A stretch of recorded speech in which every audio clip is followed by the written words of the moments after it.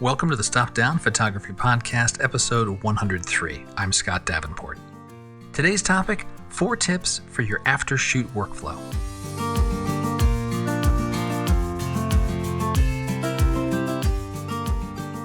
Hi, welcome. Thanks for joining me. I'm glad to be back with you for another chat about photography, this shared passion of ours. And in today's episode, let's take one more step on our never-ending journey of photography.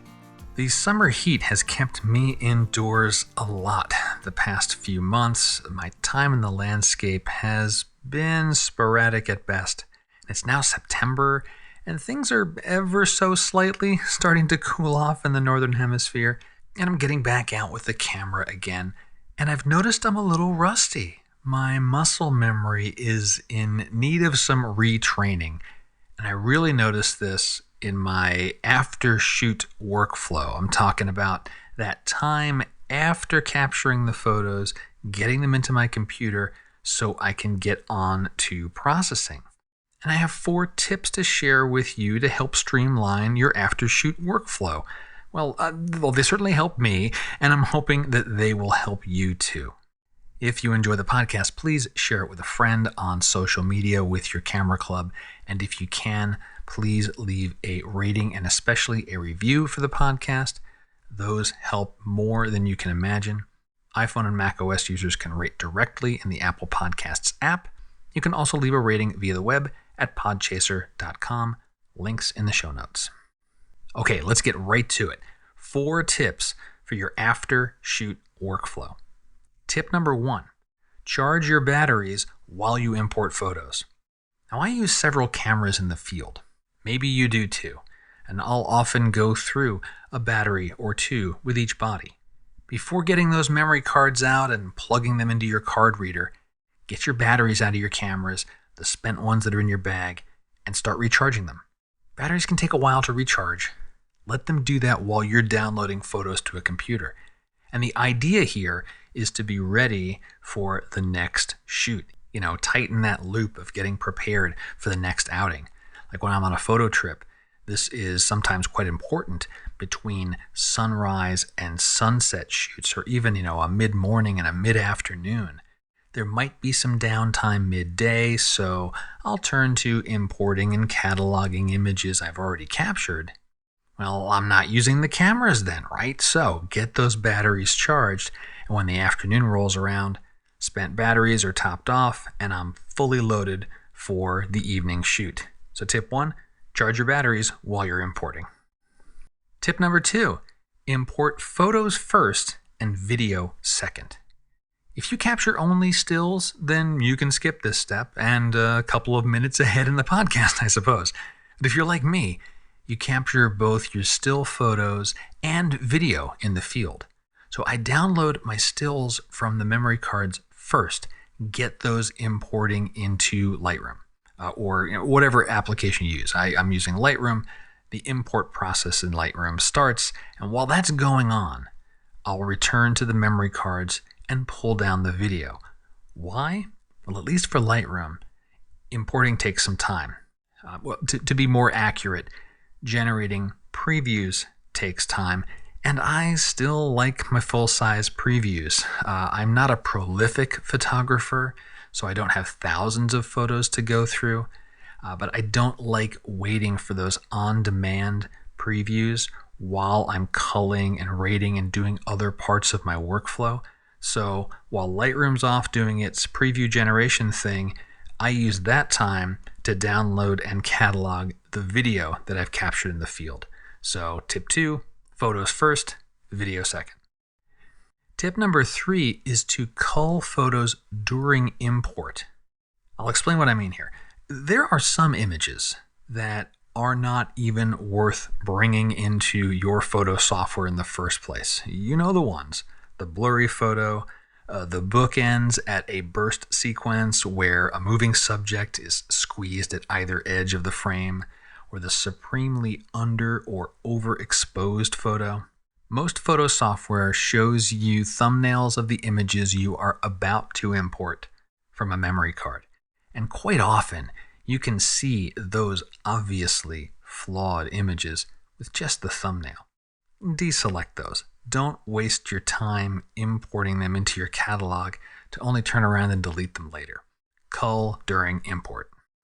And tip number 4 is work only on your selects. Now this seems like an obvious one, and admittedly, it is. Work only on the photos you really care about. But depending on your workflow, this can save you a lot of time working through the photos from a session. Now my workflow is pretty rigorous. Before I process a photo, I rate it with a star rating, I geotag it with GPS coordinates, and for my higher rated images, I add keywords, and I do all of those things. And only after all of those things are done will I process the photo. I basically pay a metadata tax before I get the reward of post-processing images. And yeah, it took me a while to get in that mindset. Now it's second nature, and I get rich metadata that makes finding my images a whole lot easier months and years later. Now your workflow may not be that structured, but I'll bet you have a rating system. Maybe it's star ratings, or a like and dislike tag, or a pick or a flagging approach. Whatever it is, do that part of your workflow. And then only work on the images that you've marked worthy. Don't occupy your time even looking at the images that didn't make that first cut.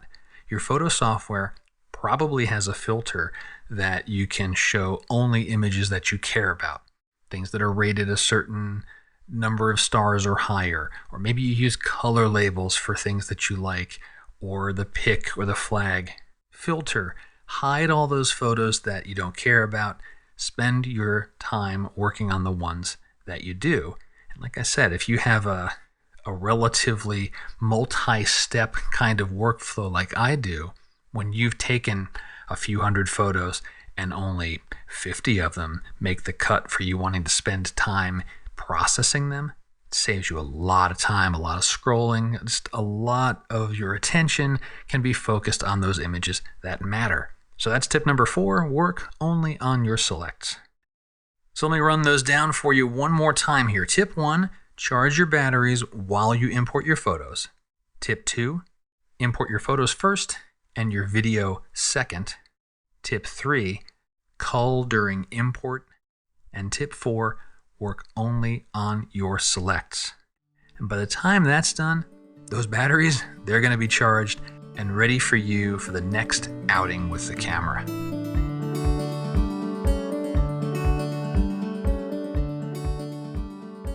Some studio news this episode, an update on the podcast migration. I mentioned that in the last episode.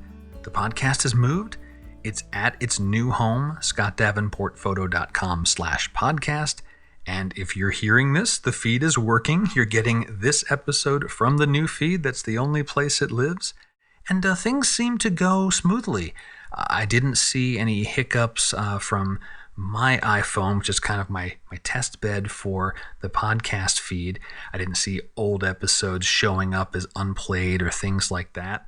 Things seem to behave on the back end side of things as well. So I hope that experience that I had is the same one that you had. And if you didn't notice anything, perfect. That's exactly how this was supposed to go. So once again, the new feed, you're hearing it now. You've got it working. scottdavenportphoto.com/podcast. I'm very happy that this migration went smoothly. Another bit of studio news is related to photo software. We're entering that time of year when many photo companies refresh their products. They come out with their new features. If you like getting new software, we're entering a fun time of year. If you follow me on YouTube, you'll have seen a load of on-one videos posted by me in the last month. I did this whole mini-series about all of the on-one masking tools, top to bottom.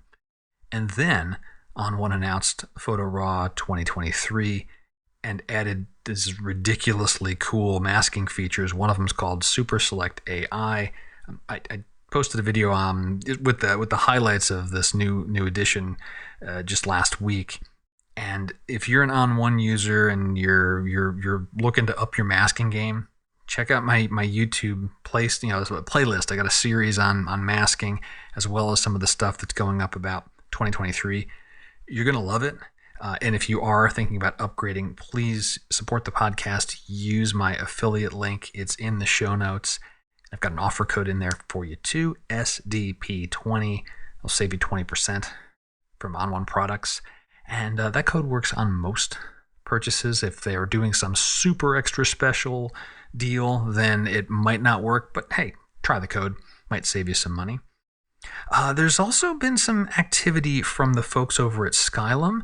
They've started adding these extensions to Luminar Neo. Now, I haven't been following Skylum's roadmap that closely in the past few months, but these extensions did pop up on my radar. Extensions are kind of like plugins to Neo, although Skylum is creating them.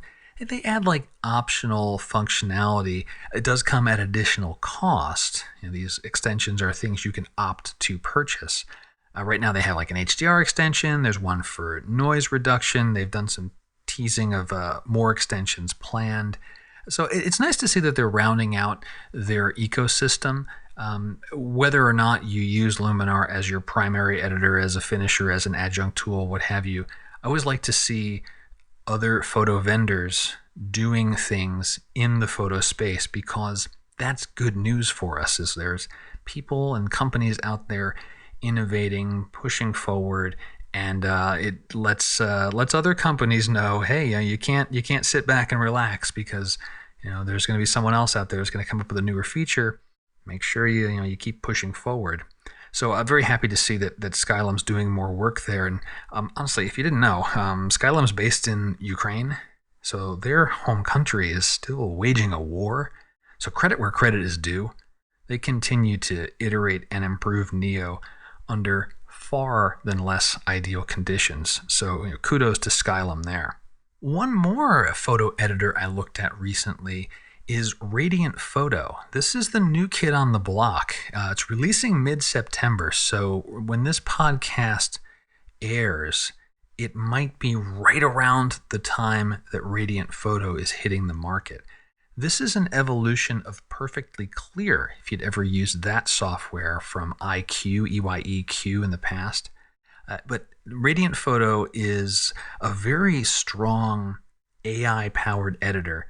Does a solid job of getting a photo 80+% done with basically no work.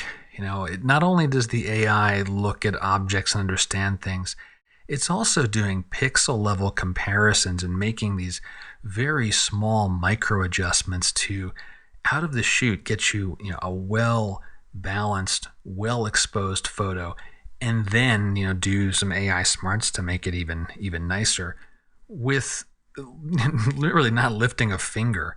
And I've talked directly with the folks over at Radiant Photo because this tool is interesting, but it's different.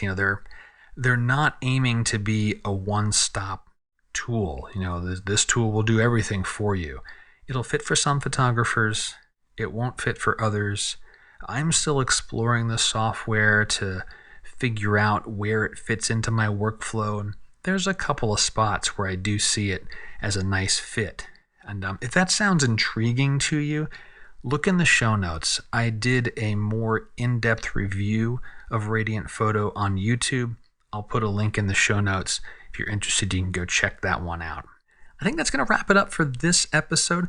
Thanks as always for listening, supporting the show through comments, reviews, shares. I'm going to try to not have such a long gap between this episode and the next one. I know I've kind of fallen into a 3 to 4 week gap between episodes. I'm hoping to tighten that up as we get into the winter months here in the northern hemisphere. So if you haven't seen an episode from me in a couple of weeks, feel free to call me out on that. Send me a message, use the contact form on my website, and just say, hey, Scott, where's that next episode? Or if you've got a topic you would like me to discuss, let me know about that too. It's always nice to hear from the folks that are listening to the podcast, our little community here. But until then, enjoy your photography. I hope the tips I shared about speeding up your after shoot workflow are helpful. And until next time, my name is Scott Davenport. Have fun.